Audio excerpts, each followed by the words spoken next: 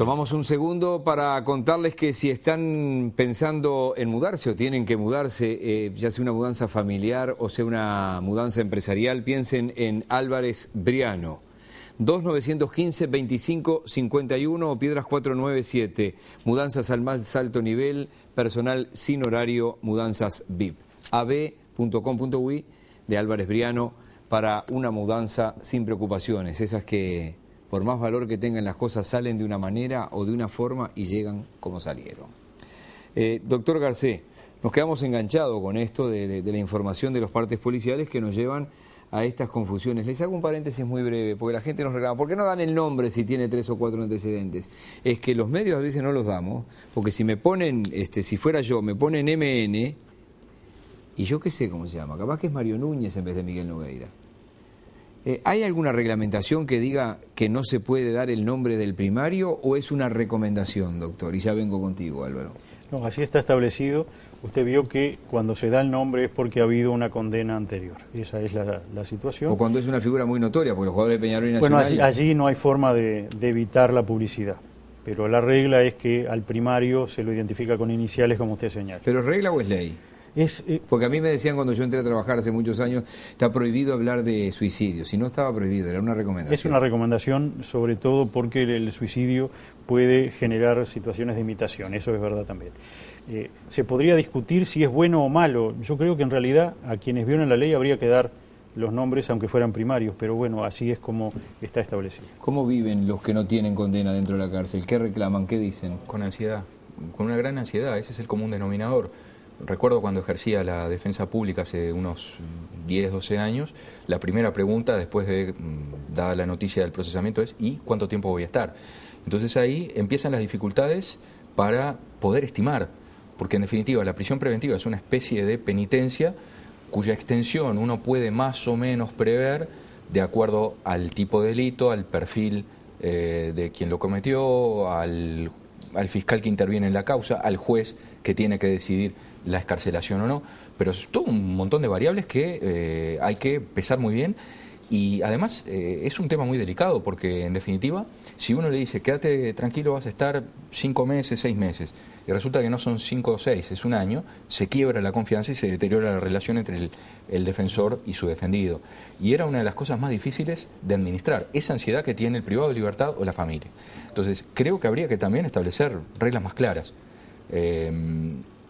No solamente en otras latitudes, aquí en el Río de la Plata estuvo el caso de República de Cromañón, fueron 193 las personas que murieron, sin embargo el dueño de esa discoteca esperó su juicio oral y público en la casa, sin prisión preventiva. Acá por el hurto de una garrafa o de una bicicleta probablemente se aplique la prisión preventiva, sí, salvo que sea un primario, pero si el hecho genera una alarma pública considerable, ya ahí va la prisión preventiva. Yo creo que hay una cuestión de normas.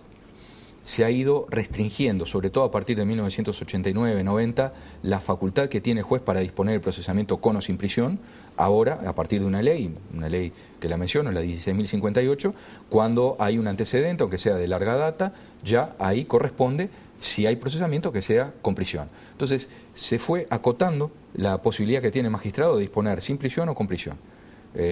Y por otra parte, creo que ha habido un cambio en la cultura jurídica, y eso es verdad, porque con las mismas normas, hechos similares, lo parecido no es igual, pero un homicidio culposo, un accidente de tránsito es más o menos el mismo en el año 2001-2002 que ahora, y hace un tiempo se resolvía con el procesamiento sin prisión y ahora es con prisión. Las normas son las mismas. Ha cambiado la lectura, ha cambiado el criterio, que tiende a ser más severo. Bueno, esto lo venimos planteando hace mucho tiempo. ¿Qué empuja a que pase una cosa así? Yo creo que es un clamor por mayor seguridad pública y en los contextos donde este clamor es más intenso, la preventiva suele ser algo más extensa que en otros lugares. No tengo más que la sensación por preguntar en la cárcel por qué estás tú, hace cuánto tiempo, y si te dicen estoy hace 8 meses por un delito que puede ser un hurto y en otro departamento por un hurto similar te dice que hace un año que está, es que hay de alguna manera algún factor que está incidiendo. Sí, yo que soy periodista, la ley 16.099 tiene una interpretación en casi todos los rincones del país. Algunas cosas por las que han procesado algunos periodistas en el interior, acá en Montevideo es una cosquilla para el juez, dice no, esto se cierra. Digo. Tenemos problema de que cada juez es el Poder Judicial y hay 62 jueces está en el bien, país me parece con bien. competencia penal, que cada uno tiene su criterio, y pasa lo mismo con los fiscales. Y entonces los criterios no necesariamente son unánimes ni podrían serlos, porque a los jueces no se le pueden dar directivas. Me parece bien, eso es uno de los valores de la autonomía, también en el Poder Ejecutivo, la autonomía del fiscal, ¿no?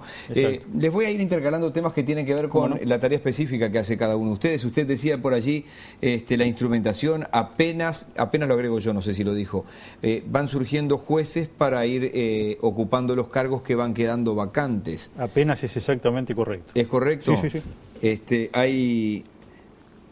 ¿Hay menos interés? ¿Cómo es? ¿Hay más mujeres que hombres, me parece? Son una gran mayoría las mujeres, lo cual es casi inevitable porque también es ampliamente mayoritaria la población de la Facultad de Derecho femenina.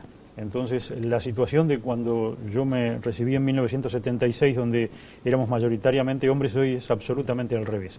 Como dato ilustrativo, todos los abogados juran ante la Suprema Corte de Justicia antes de poder ejercer su cargo. La realidad es que uno, antes de decir señores abogados y abogadas, tiene que fijarse a ver si hay hombres, si no tiene que decir señoras abogadas. ¿Se está dando eso entonces? Sí, en las tandas de 8 en general son 6 mujeres y 2 hombres, 5 mujeres y 3 hombres, o a veces son todas mujeres. Esa es la realidad, y eso es como se ha ido dando la situación. Sí, no es malo ni bueno, ojalá que... Es así. Porque además tienen mejor escolaridad, me han dicho en la facultad, digo, que tienen mejores notas. Bueno, a ver, por ser docente de primer año de facultad, la proporción es más o menos 75%. Sí, me habían dicho mujeres. 7-3, 7... Más o menos. Eso sí. Bien, voy a hacer una pregunta concreta con respecto al tema cárceles. Siempre aprovecho cuando hablo con Álvaro Garcés. Fin del hacinamiento, sí, ¿no?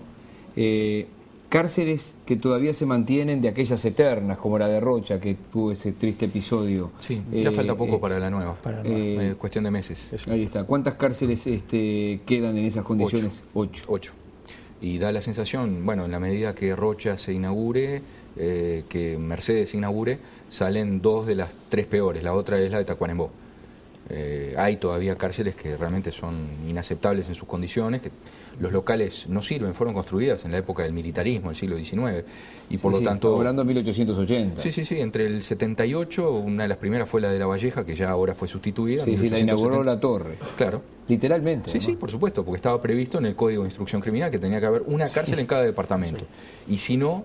en realidad se preveían 2 cárceles y se preveía que si no era posible había que construir lugares donde hubiera 2 pabellones bien separados entre sí para procesados y penados.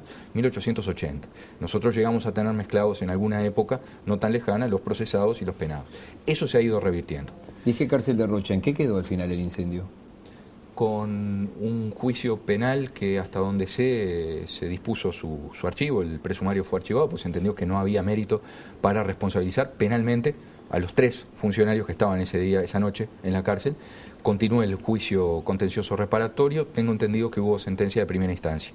Es decir, el Estado, si yo no estoy mal informado, fue condenado al pago de una suma, pero recién en primera instancia. Estoy siguiendo muy de cerca desde el primer día prácticamente la cárcel de Punta de Rieles con la debida autorización del ministro, del señor ministro y del propio Rolando Arbezún, pero hay otras cárceles que puedan decirse están funcionando bien, ¿este es el camino? Sí, muchas. Colonia, por ejemplo, yo diría que son más en este momento las que funcionan que las que todavía tienen las viejas dificultades. Las chacras todas, cárceles del interior prácticamente todas. En el penal de Libertad ha habido un cambio extraordinario. El CONCAR tiene dificultades por la propia magnitud. ¿Canelones? Canelones es una cárcel donde los progresos se vienen dando, a mi juicio, en forma lenta. ¿Viste el documental? Desde luego, sí, por supuesto. Ahora, creo que Canelones es una cárcel que mantiene todavía muchas de sus dificultades. La reclusión femenina en general mantiene ciertas dificultades. Se ha superado el hacinamiento en Montevideo, pero hay todavía pabellones en el interior que realmente están en condiciones de absoluto hacinamiento. La última por este bloque, ¿Las Rosas dio resultado? El local, sin duda, que es muchísimo mejor que uno que estaba colapsado. en estas fechas, en otros veranos, ibas a los pabellones y encontrabas gente durmiendo en el piso, pero no en el piso del pabellón, sino en el piso de los patios, afuera, porque no había lugar. Eso ha cambiado completamente. Y se empieza a notar un cambio en la gestión. Lo que pasa es que cambiar la gestión lleva a una generación, por lo menos. O sea, hablamos de 20, 25 años, ¿no? Tal vez, sí, por lo menos una generación de funcionarios, que es algo menos. Esto requiere la incorporación del personal civil que trabaje en coordinación y en armonía con los policías. No se trata de echar a los policías, que haya una complementación, pero eso, insisto, que lleva su tiempo. Bien, la última pausa y volvemos con el doctor Chediak. Ya le va a tocar con respecto a la Suprema Corte de Justicia. No va a zafar, ya venimos.